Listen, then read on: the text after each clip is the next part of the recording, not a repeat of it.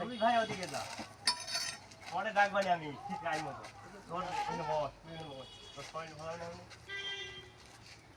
তোর ঠিক টাইম মতো দরকার না এটা বেশি না এটা হ্যাঁ কর ভালো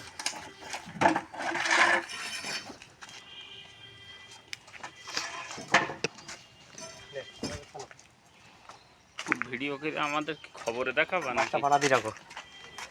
দেখো পায়ে চালে চালে ঘোরে ওরা মাছটা পাড়া দাও পাড়া দাও মাছটা চলে যাবে এদিকে নজরে দাও